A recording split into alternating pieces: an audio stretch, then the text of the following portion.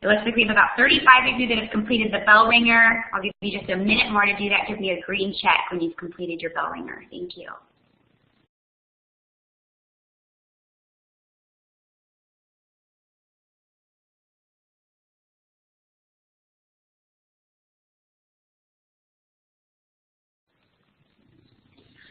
Welcome everyone. Thank you so much for coming to my presentation today. It's a little nerve-wracking seeing people I know because I know I'll see you again. So we're crossing our fingers that this will go well. My name is Katie Anderson. I am an 8th grade math teacher at Utah Virtual Academy. This is my 3rd year in the virtual setting. I spent 1 year in high school and then I came to virtual and I've loved it. I absolutely love school. I love going to school. I love teaching school, and I'm so happy with where I am. I have an undergrad in business marketing and HR, and then I decided I wanted to teach, and I got a master's in teaching and a master's in math education. So you couldn't tell I really love school. This is my family. I have 2 little girls, Tilly and Cecily, and my husband Gary. So that's me. Our presentation today is on increasing student buy-in. And my learning coach asked me the other day what I wanted to accomplish in presenting to you. And I decided that what I wanted most was to show you that you can make a difference in your classroom by making very small and simple changes to what you're already doing and getting big results. I came to this idea because I had this aha moment in one of my classes one day. Will you give me a smiley face if you've ever had an aha moment like that in your class, where something just clicked and it went off and you're like, oh my gosh, this is amazing. Well, I have professional goals that I want to reach, and one day in class, things changed for me. Students were participating. I was giving more feedback. There was more transparency in my classroom. My attendance had gone up. My participation was better. I felt like my classroom was more rich. And so that's what I'm going to talk to you about today. So if you'll get your pointer fingers on the whiteboard with me, I'd love to read our objectives together. So go ahead and put your little minion fingers on the whiteboard, and we will read through our objective, and then I have a little fill in the blank for you. Okay, everyone just read aloud or in your mind. 3, 2, 1, go. Participants will learn and experience methods of data-driven instruction, healthy competition, and cooperative learning that can increase what? So I'm going to have you guys put your ideas in the chat box. Are we increasing stamina, pay, marital relationships, student buy-in, length of weekends, calories burned while sitting on the computer? I know we all really wish that we could do that one.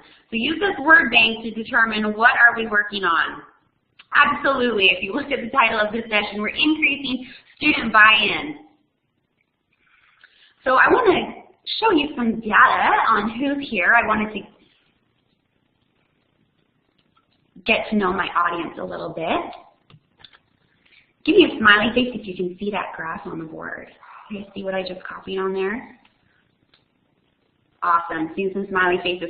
So it looks like we're mostly general ed teachers. We've got a large chunk of administrators here, some others, some special education teachers, and some K-12 employees. So I'm glad to see that most of you are gen ed teachers because that's what I am. And I wanted to see your level of optimism before I began today. Give me a thumbs up if you have seen A Knight's Tale before that little clip that I showed on the board. Thumbs up if you've seen it, thumbs down if you haven't. Awesome. Well, I love that little clip. It's so cute with the little boy asking if his dad if he can change his stars, and his dad says that he can. And it looks like you guys are an optimistic bunch, and you do believe that you can change your stars as a teacher. Some of you are confused about what that even means. So here's what I was seeing in my classroom. I was seeing kids that were not engaged, they weren't paying attention, no one participating or volunteering to help me. My black bar of death was huge. I attribute that to my girlfriend at UTVA. She calls that her black bar of death. My passing rates were low, and my students were not mastering the objectives that they wanted. If you guys had anything like this, go ahead and give me a thumbs up if you've seen this in your class before. You're like, hello, wake up, are you there? Yeah, that's how I was feeling. And this is what I wanted to see. I wanted to see happy, excited, engaged students who were raising their hand, ready to participate. I wanted that black bar of death to go away. I wanted my passing rates to go up, and I wanted my students to reach their objectives. I wanted them to master them. I wanted that 80% of my students to master our objectives. And I found something that kind of worked. So there's 3 components that I was able to kind of narrow it down to that helped me to increase my student buy-in and see some of those results. Those 3 components are data-driven instruction, healthy competition, and cooperative learning. And I realized after I signed up for this presentation that I could talk for 2 days just on data-driven instruction, so you are going to get a skimmed version of these things. But I'm going to try and share with you at least one component of each of these that I've implemented in my class to see a big amount of change. Number 1 is data-driven instruction. The goal for data-driven instruction is to turn data into information and information to insight. With the K-12 platform, we have a vast amount of data to use, and we need to harness it into usable information. So go ahead and use the polling tools to tell me, how often are you using data in your classroom? A, rarely, B, quarterly, C, monthly, D, 2 to 3 times a week, or E, daily. And once you've selected in the polling tools how often you're using data in your classroom, please get your little minion finger on the whiteboard again and show me what your pain level looks like when it comes to data. Some people are just like, oh my gosh, I don't know how to do data. It hurts them. It makes them worried. Okay, so some people, it hurts a little bit, it hurts a little more. Thank you for your honesty. Let's see how often you guys are using data.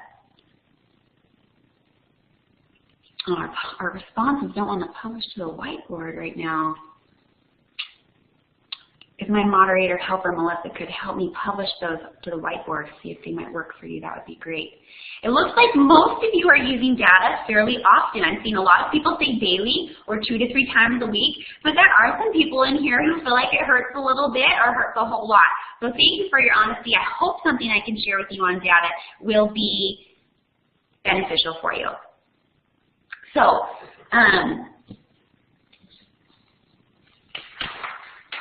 I believe that using daily data is the key to data-driven instruction. Just like I've already shown you using the polling tools and using our bell ringer data, it really only takes a few seconds to get real-time data to your students. I use data to guide my instruction every day.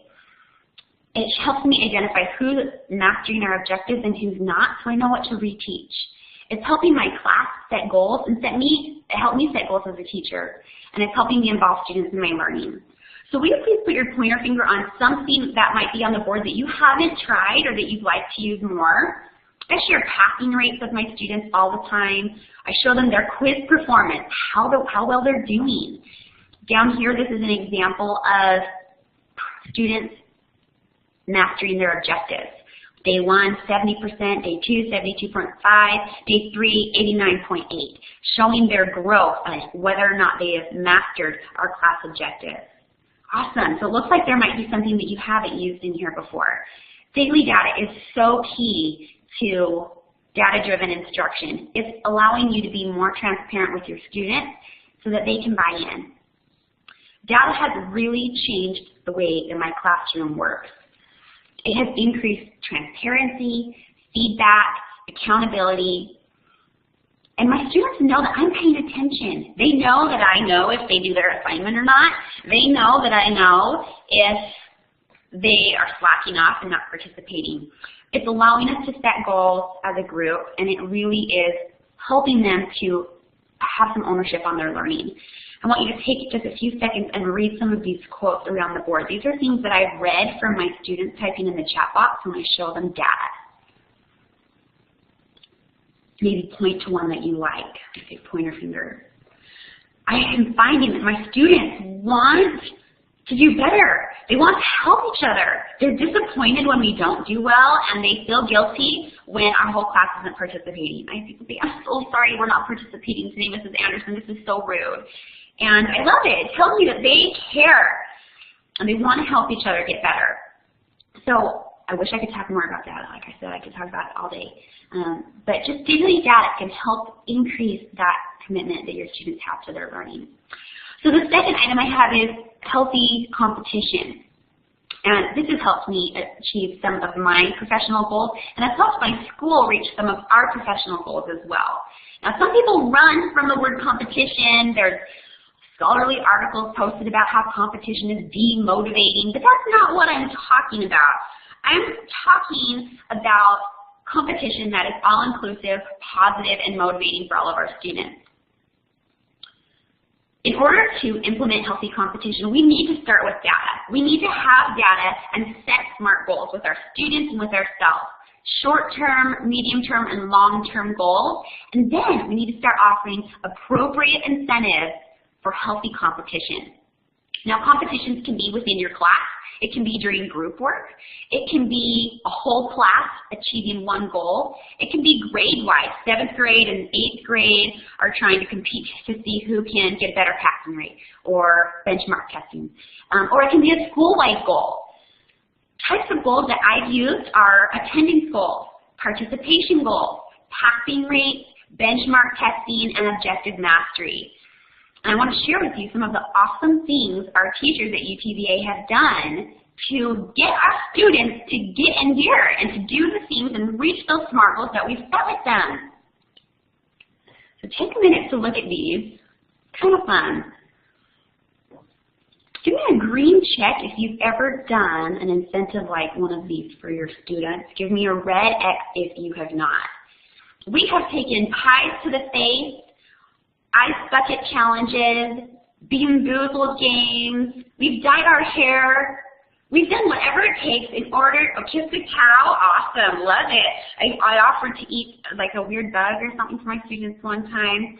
We do whatever it takes to get our students to move the mark and to get into gear, and it has worked.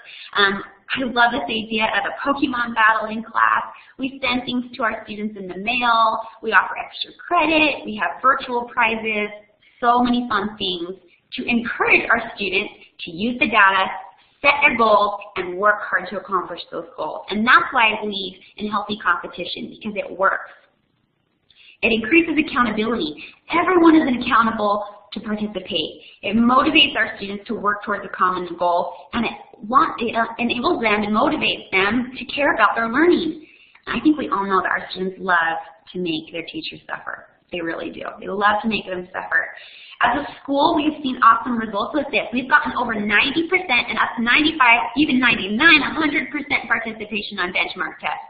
It's amazing what this has done for our school and the data we've been able to gather because we've got our kids reaching their goal. In my classroom, I've seen passing rates improve 20%, jump up 20% sometimes. I have consistent 70 to 80% daily attendance in my class, which is amazing compared to what my attendance looked like the first year at UTVA. So these are some of the awesome results I've seen from incorporating competition into my class. Now the third component I want to talk about is cooperative learning. And cooperative learning and healthy competition kind of go hand in hand. So it's hard for me to talk about them separately. So cooperative learning is taking that healthy competition and putting it into our classrooms in a daily manner when we're working in groups.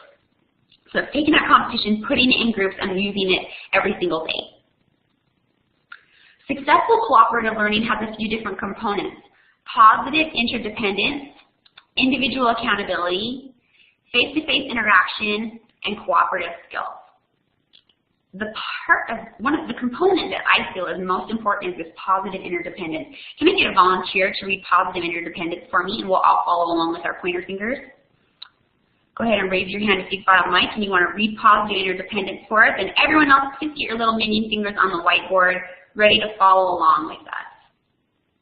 Awesome, Erin, I would love to hear from you. Go ahead and take it away.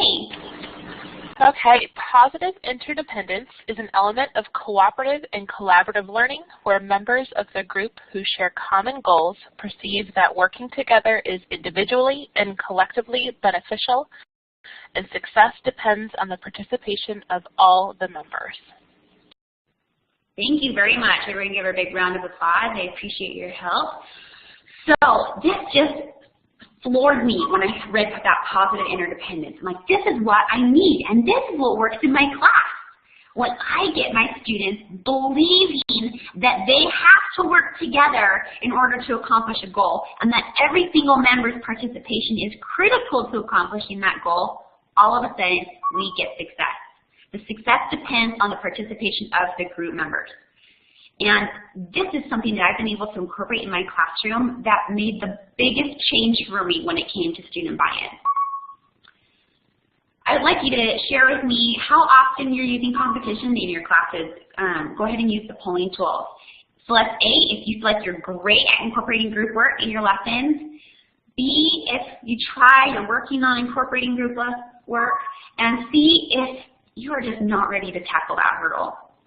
Because I'm going to tell you, I was a C for a long time. I was like, oh my gosh, but they don't participate, they don't talk with each other, they don't do anything. It's just 10 minutes of me chasing people that aren't working, and it can really be overwhelming. I'm glad to see that I wasn't the only one.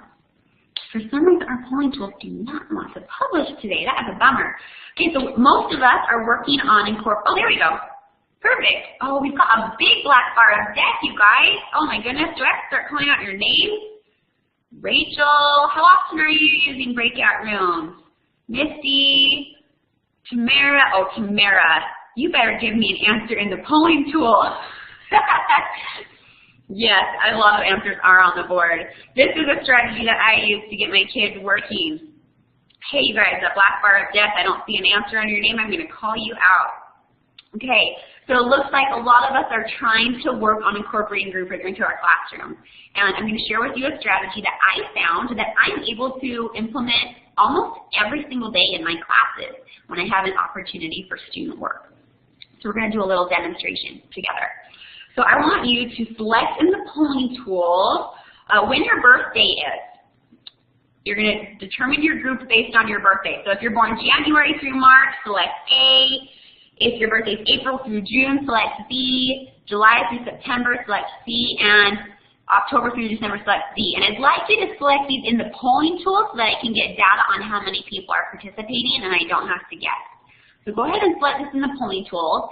And then when you've identified your group, just click on this link over here and find your word. This is going to take you to a web page that has a word on it. Save your word. Don't type it in the chat box yet. Just find your word and hold on to it for a minute. Raise your hand when you have found your word. It's going to be really annoying for a minute for those that can hear the beep.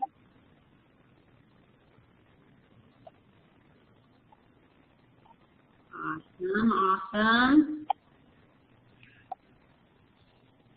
So when you guys have found your word, go ahead and raise your hand and we will start sharing in just a minute. So you've identified your group and you've followed the instructions associated with your group. Okay, we've got lots of people that have found their word. We've got like 64. Awesome. Thanks, you guys. 64 out of 88. Pretty good. Okay, so if you're in group A, we're going to call this a waterfall. You're going to type your answer into the chat box, but don't press enter. So group A, I want you to type your word into the chat box. Don't press enter. We're going to do it all together. In 3, 2, 1, go. Woohoo! Nice. Okay, that was just A, just group A. Oh, some of you may not have heard me. I'll say it again. So that was just group A. They put their word on the board. All right, group B, I want you to start putting your word in the chat box, but don't press enter yet. Don't press enter yet. Go ahead and, thank you so much for posting that. All right, group B, go ahead in 3, 2, 1, go. Perfect. So group B found their word. It is learning. All right, group C, start typing your answer in the chat box, but don't press enter. We're going to wait for just a minute. 3, 2, 1, go. Can, very good. Oh, thanks to whoever wrote that on the board for me. And group D, go ahead and start typing your answer in the chat box, but don't press enter yet. We're going to do a waterfall. We're going to test your patience. See if you can wait. Go ahead and press enter. Very good, thank you. Our final word is work. Okay, so this was just a silly example, but it's an example of something that I think you can implement in your classrooms every single day. This is utilizing positive interdependence. You each were accountable. You had a common goal. Our common goal was we were going to write a sentence. We needed to do that. You were individually accountable to find your word. Now, if we were in a smaller group, I would have put you into breakout rooms, and you each would have been responsible to your group for finding your word. Then there was group accountability. We all had to work together in order to create that sentence, and if we hadn't worked together, we would have had a fragmented sentence, or it wouldn't have been complete. And in your class, you can reward effort to increase your level of participation. So in my class, I look through my breakout rooms and I see if I had at least one person working in each breakout room. And if I do, everybody gets extra credit because that is an appropriate level of participation for me considering how many non-responders I usually have in class. It gives me about 80% participation. Then I also reward the winning team. So I reward everyone if you're trying. And then I reward the winning team. The winning team is the team that each member accomplishes their task. They get the answer right and they all raise their hand and they're the first ones to do it. And if they are the first ones to do it, they get an extra credit point. And that really doesn't add a whole lot of points to your grading, but it really moves mountains when it comes to students participating. This cooperative learning is changing the stars in my classroom. It is increasing accountability. My students feel like they are accountable to their group to perform in breakout rooms. It's giving them a safe place to work. There's only a few other group members. No one else can really see them, and their group members are so positive and wanting to help them learn. And it increases the amount that I am able to see how my students are doing. It gives me some transparent and immediate feedback. How are they doing? Are they getting this? Is someone struggling? Was this an easy question? Did a lot of groups get it right? Did almost no groups get it right? And it gives me immediate feedback, and it's not very hard. I've done this with a lot, so I'm a math teacher. I've done this with a lot of different practice problems, but sometimes I'll take a complex problem and I'll break it down into 4 steps. I'll have each member of the group complete one of the steps. They all rely, oh, good question, Marcelia. I'll answer that in just a second. They all rely on each other to get their answer. And when I have students that are advanced learners, I'll make them moderators so they can go and help other students. So it's differentiating for my higher level learners as well as my lower level learners who have a safe space to learn. In my class, I have, how many do I usually have in a live session? I've had anywhere between 50 and 150, depending on the year. So it's easy on my exit tickets to know who came to class. So it's really easy for me to give points of participation because I have a Google form with their names on it already at the end of class. So I know who came. So I'll just make a little note, okay, whole class got an extra credit point today. And then I only choose 2 or 3 winning groups for those who get the answer right. So if I only have 2 or 3 groups, I just have a notebook that I write their names down and save the dates so that I know who got extra credit when. And then maybe once a week I'll tally it up and enter it into my grade book. So it's really not that many. I get 70 or 80% attendance in my classes. Anyway, I found that 75% of my students have been in a winning group, which is fantastic. That means my groups are working together and they are accomplishing our goals and they're learning. 100% of my groups have had at least one participant on task, and I love that because I used to have just empty groups. No one was talking ever, and now I haven't had that at all. Students look forward to learn. They're excited when they get a good team that works together. They're constantly chatting and hopping on the microphone if they have group members that aren't working, which takes a load off of me trying to get them to participate. And they have so much fun. They look forward to it. It breaks up my instruction, and I feel like really brings a lot of value to my class. So I hope that, even though we briefly glanced over these strategies, that these have given you some ideas of how you can change your STAR. I know you can do this by just making simple little changes in your daily strategies. I don't want anyone to leave without getting a document I have. I have a little handout for you that has lists of ideas of what you can do to implement data, cooperative learning, activities, and competitions. So I hope that you've gotten some ideas from class today, and I hope that you will wait and get that document that I'll send out to you to get some more ideas at the end. And I also have a survey that I'd like you guys to fill out. But do you have any questions? I left myself 4.5 minutes for questions. Now I'm going to look at the chat box, hop on the mic, or put your questions in the chat. I'd love to answer any that you have, or you're welcome to write them on the board.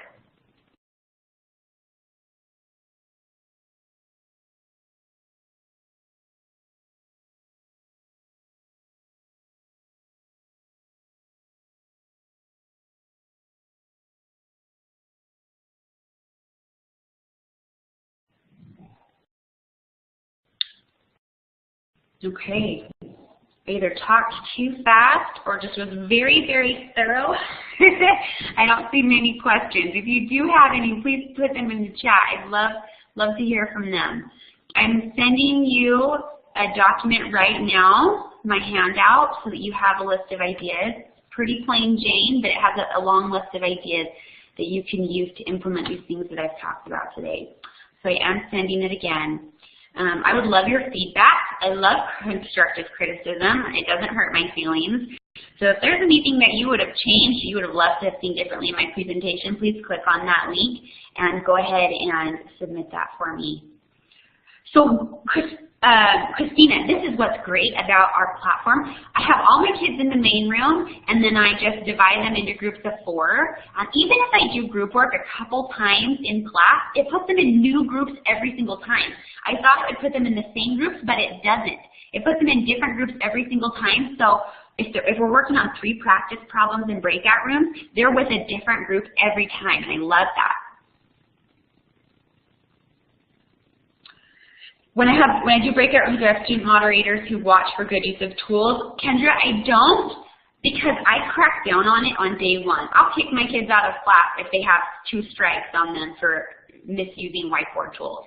So I don't have that. My kids are usually pretty good about saying, hey, so-and-so said something bad, but I nip it in the bud on day 1, and I let them know I'm very serious about it. I'm not nice if they abuse whiteboard tools. So I don't have problems with that, actually. Oh, thanks, Meredith. I appreciate that. Thank you so much. Is there a technique to how you mix up the groups? I let K-12 just randomly do it. I let K-12 randomly figure it out in Blackboard. For those students who say, I can't get it to work, like breakout rooms, Nikki, is that what you mean?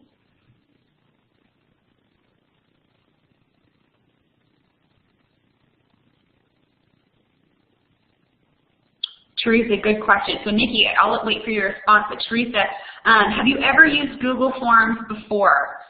Google Forms are awesome. What I use is my exit tickets every day.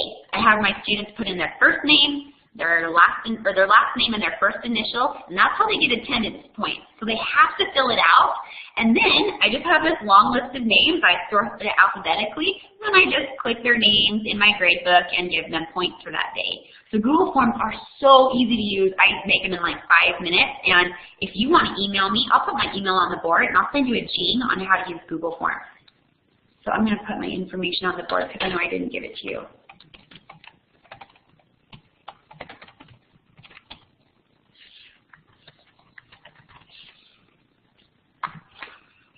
Okay, I'm scrolling down for your questions. Thanks, Elizabeth. I appreciate that.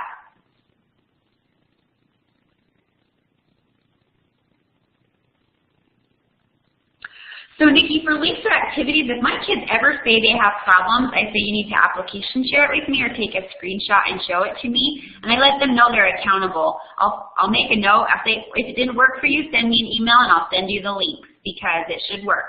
Try a different browser. I just don't really accept excuses.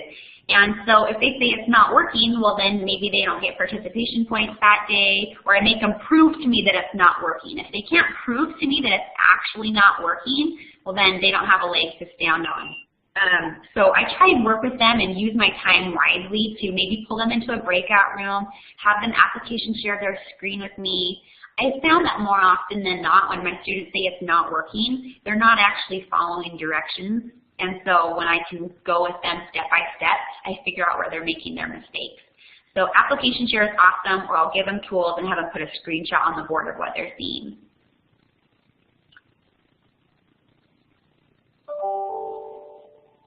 Yeah, Nikki, a separate breakout room for them. Yes, absolutely.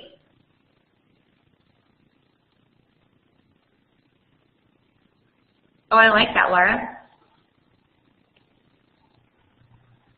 Yep, they entered their own names, Teresa. They entered their own names into the Google Forms. That's how they get attendance points in my class.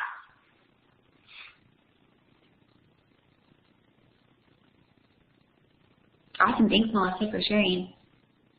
4, Rebecca, I put 4 kids in a group. I almost never do more than 4. Sometimes I do 3, but I usually only do 4, and I think that Blackboard can usually handle that pretty well. And I find that 4 is a pretty cohesive amount of students in a group. I think sometimes I do 5, but mostly just 4. Yep, I agree, Meredith.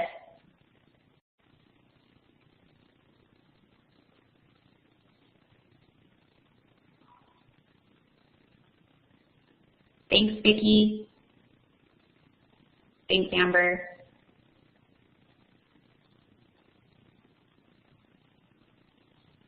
Yep, group work. So Kendra, one of my professors in my master's program said, 3 is a group, like 2 is a group, 3 is a party, or 3 is a group, 4 is a party. And that's really how it works with students. As soon as they get more than like 3 or 4 people in there, it is a party. It's not a group anymore, it's just a party. So you've got to make your group small so that they can't just play around. Go ahead and hop on the mic if you have a question.